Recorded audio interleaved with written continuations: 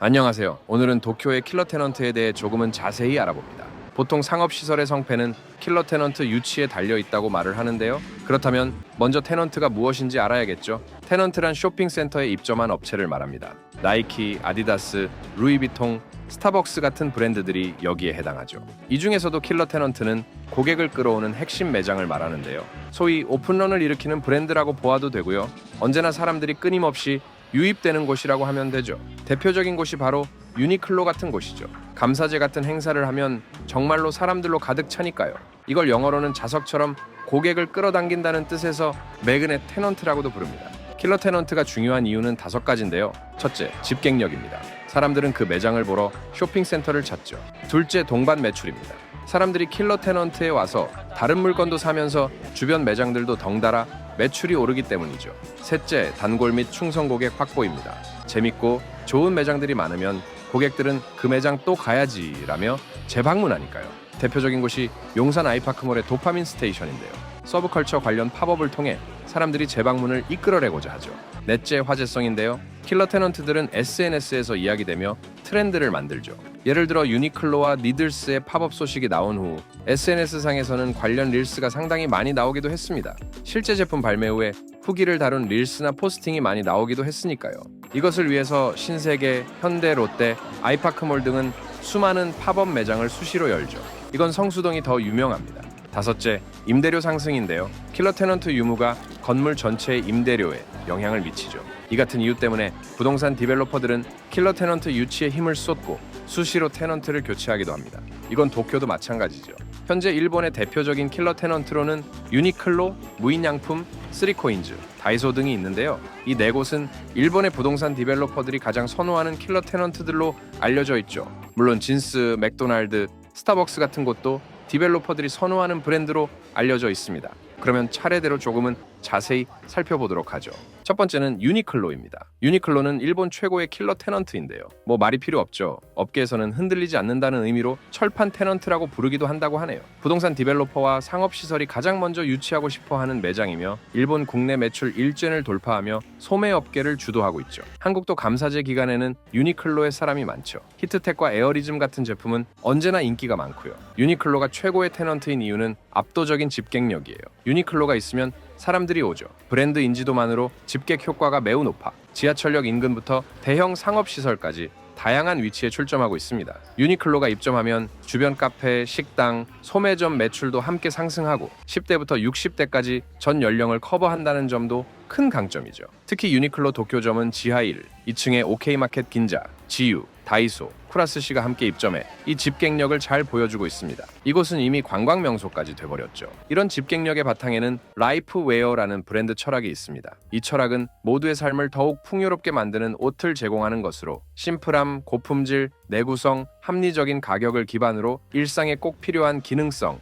디자인, 편안함을 담아 모두를 위한 옷을 추구하는 것이죠. 특히 유니클로는 2004년 저가격 포기 선언 이후 단순히 싼 옷이 아니라 합리적이면서 좋은 옷으로 방향을 전환했고 이 전략이 성공하면서 독보적 위치를 확보했습니다. 또한 유니클로는 협업을 통해 단순한 패션 브랜드를 넘어 패션의 시작점으로 자리매김했는데요. 질 샌더, 크리스토퍼 르메르, JW 앤더슨, 마리메꼬, 디즈니, 카우스, 엔지니어드 가먼츠, 니들스 등 고급 패션부터 스트리트웨어, 인기 IP, 아티스트까지 폭넓게 손잡으면서도 접근성 높은 가격과 품질을 유지하고 있죠. 40주년 같은 특별한 해에는 기존 파트너와의 리에디션과 신규 콜라보레이션을 동시에 진행해 다양한 세대를 공략하기도 합니다. 유니클로 출점 전략의 핵심은 양보다 질이라고 할 수 있는데요. 연간 50에서 80개의 점포를 신설함과 동시에 약 50개를 폐점하며 내실을 다지고 있습니다. 이는 단순한 규모 확장이 아니라 브랜드 가치를 높일 수 있는 최적의 입지만을 엄선하겠다는 전략이라고 할 수 있죠. 이를 위해 유니클로는 매장의 평균 면적을 확대하고 대도시 및 주요 상업시설의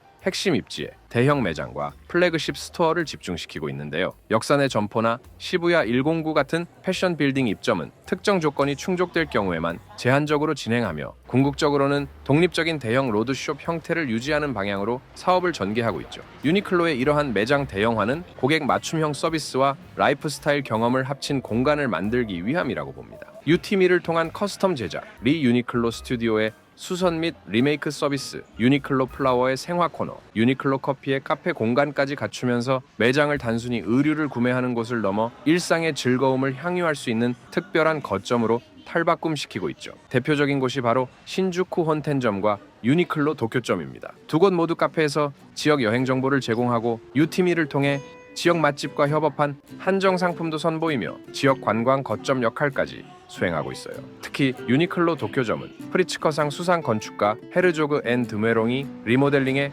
건축적 가치도 갖췄습니다. 매장 자체가 방문 목적지가 되고 있는 셈이죠. 두 번째는 무인양품입니다.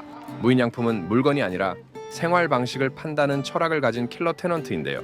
이것으로 충분하다 추상적인 브랜드 철학을 제품의 불필요한 장식, 로고, 과도한 디자인을 배제하고 기능과 실용성을 강조하죠.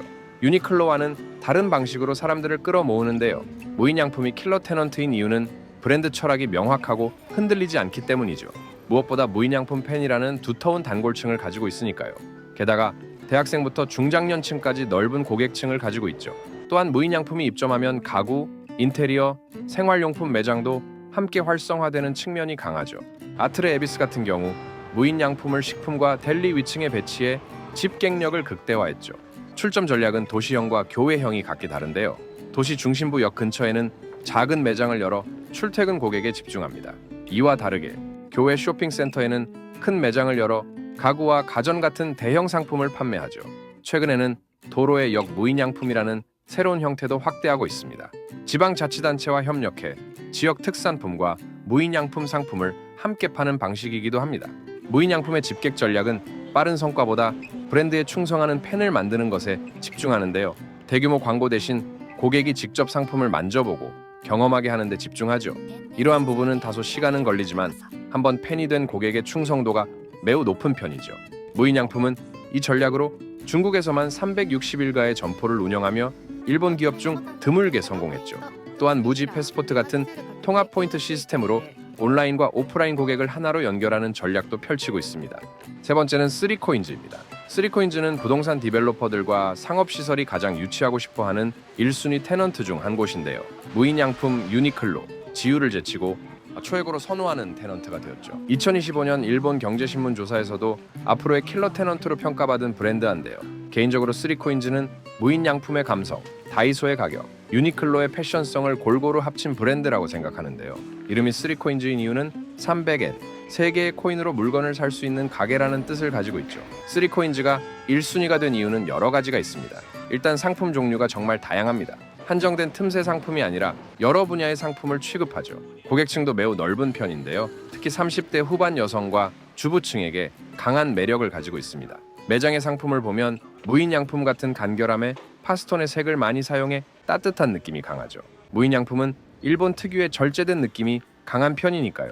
원래 3코인즈는 1994년에 시작한 300엔 균일가 잡화점이었습니다. 하지만 3코인즈는 300엔이라는 가격에 얽매이지 않고 500엔, 1000엔 이상 상품도 함께 팔기 시작했는데요. 소비자가 가성비만 좋으면 더 높은 가격도 받아들인다는 사실을 발견했기 때문이죠. 균일가 매장에서 가성비 잡화 매장으로 성공적으로 재탄생했습니다. 3코인즈 브랜딩의 핵심은 감성인데요. 쿠스미 컬러라고 불리는 트렌디한 파스텔 톤으로 모든 상품을 통일했죠. 어른스러운 감성을 표현하면서 기존 균일가 매장의 저렴해 보이는 이미지를 벗었습니다. 여기에 다른 브랜드들과 협업도 같이 하면서 브랜드 확장성까지 확보했죠. 3코인즈의 집객 전략은 SNS 중심인데요. 약 1,600명의 매장 직원을 소셜미디어 인플루언서로 키우고 있습니다. 유명 연예인이나 외부 인플루언서에 의존하지 않죠. 실제 매장 직원이 개인 SNS 계정으로 상품을 소개하기 때문에 더더욱 믿을 수 있는 편입니다. 고객들도 3코 하울 같은 해시태그로 자발적으로 구매 후기를 올리기도 합니다. 많은 사람들이 SNS를 통해 3코인즈 상품을 알게 되고 온라인에서 구매하고 실제 매장도 방문하는 선순환을 만들고 있죠. 무엇보다 대규모 광고비 없이도 젊은 여성층이 자동으로 유입되는 구조라고 할 수 있죠. 네 번째는 다이소입니다. 다이소는 생활 인프라형 킬러 테넌트로 불리는데요. 생활용품이 필요하면 다이소라는 인식이 일본 전역에 자리 잡은 편이기도 하죠. 백엔숍의 대표주자로서 학생부터 노년층까지 전 연령을 쇼핑센터로 끌어오고요. 현재 세계 25개 국가에 6,338개 점포를 운영하는 글로벌 기업이기도 합니다. 참고로 한국 다이소는 아성다이소가 운영하는 실질적으로 한국 기업입니다. 다이소가 킬러 테넌트인 이유는 당연하게도 가격입니다. 100엔이라는 가격에 진입 장벽이 없으니까요. 일단 들러보자는 심리로 자주 방문하게 되고 없는 게 없는 상품 구성으로 생활 필수품을 모두 취급하고 있어요. 목적을 갖고 방문하는 매장이라기보다 습관적으로 들르게 되는 매장이죠. 특별히 살 게 없어도 들르게 되고 이런 자연스러운 발길이 쇼핑센터 전체의 유동 인구를 높인다고 볼 수 있습니다. 현재 대창산업 산하에는 다이소 외에 스탠다드 프로덕츠와 3P가 있는데요. 다이소의 집객력을 이용해 함께 입점하는 경우가 많죠. 다이소는 100엔 중심의 생활 필수품, 3P는 300엔 중심의 코스미, 컬러 감성 상품을 팔고 있습니다. 스탠다드 프로덕츠는 330엔을 기본 가격으로 판매하고 있고 220엔짜리도 있습니다. 이전 영상에도 알아보았지만 스탠다드 프로덕츠는 다이소가 저가형 잡화에서 미니멀 라이프스타일 영역까지 수직 확장한 브랜드죠. 다이소 3P, 스탠다드 프로덕츠는 같은 회사 브랜드지만 서로 다른 고객층을 노리기 때문에 자기들끼리 경쟁하는 일도 상대적으로 적어요. 개발사 입장에서 매우 유연한 테넌트인 셈이죠. 다이소의 또 다른 강점은 이웃 매장과의 시너지인데요. 식품 슈퍼마켓에 다이소가 입점하면 여성 고객이 늘고 전체 고객 수가 15% 증가한다는 데이터도 있는데요. 기존 매장의 고객층을 보완하는 역할도 한다고 볼 수 있죠. 유니클로 도쿄점만 해도 유니클로, 지유, 다이소로 이어지는 쇼핑 동선이니까요. 도쿄에는 수많은 브랜드가 가득한데요. 그렇다고 킬러 테넌트는 단순히 잘 팔리는 매장이 아닙니다. 상업시설 전체의 성패를 결정하는 핵심 자산이라고 볼 수 있죠. 유니클로는 압도적인 브랜드 인지도와 전 연령 집객력으로, 무인양품은 흔들리지 않는 철학과 두터운 팬층으로, 3코인즈는 감성과 SNS 마케팅으로, 다이소는 습관 쇼핑과 유연성으로 각자의 방식으로 킬러 테넌트 자리를 지키고 있습니다. 이들의 공통점은 명확합니다. 첫째, 단순한 가격이 아닌 가치로 승부한다는 점이죠. 유니클로의 라이프웨어, 무인양품의 이것으로 충분하다, 3코인즈의 감성 가성비, 모두 단순한 저가 전략이 아닙니다. 둘째, 고객층이 넓습니다. 10대부터 60대까지, 학생부터 주부까지 다양한 고객을 끌어오죠. 셋째, 주변 매장과 시너지를 만든다는 점이에요. 킬러 테넌트의 기준은 계속 진화하고 있습니다. 싸게 많이 파는 시대는 지났고 화제성과 경험을 주는 매장이 새로운 기준이 되고 있죠. 특히 체험형 매장의 부상이 더욱 눈에 띄는데요. 예를 들어 하라주쿠의 푸마 매장은 하이록스 요코하마 때 사전 등록 및 브릭도쿄 같은 러닝크루와 협업해 브랜드를 홍보하고 있었습니다. 브랜드 간의 시너지가 약한 하이록스 한국과는 조금은 대조적이죠. 뉴밸런스는 요요기공원 비스테이지에 만든 뉴밸런스 런허브를 통해 각종 클래스를 운영하고 있습니다. 국립경기장의 메이지파크의 스폰서로 참여해 러닝 프로그램을 운영하고 있죠. 사우나 및 런스테이션인 토토파도 이곳에 있는데요. 토토파에서는 뉴밸런스 신발 렌탈이 가능하죠. IP 브랜드의 팬덤 전략도 주목할 만합니다. 닌텐도는 마리오 및 포켓몬 매장을 시부야 파르코 6층 사이버 스페이스에 입점시켰는데요. 이곳은 언제나 사람이 미어터지죠. 최근에는 세가 플래그십 스토어와 조조의 기묘한 모험 체험 공간도 생겼고 사쿠라 스테이지에는 스퀘어 에닉스 스토어도 있어요. 이러한 테넌트들은 시부야가 가진 서브컬처 중심지의 이미지를 더 견고하게 만들죠. 결국 테넌트는 단순한 입점 브랜드를 넘어서 지역 브랜딩과 상업시설 브랜딩에도 영향을 주는데요. 이러한 부분이 자연스럽게 관광객을 끌어모으는 효과도 있죠. 도쿄는 이런 전략을 아주 잘 사용하고 있죠. 테넌트 변화에 따라 수시로 교체하면서 시대에 대응하고 있는데요. 여러분의 생각은 어떠신가요? 댓글로 알려주세요. 영상이 마음에 드셨다면 좋아요와 구독도 부탁드려요. 저는 다른 영상으로 다시 돌아오겠습니다.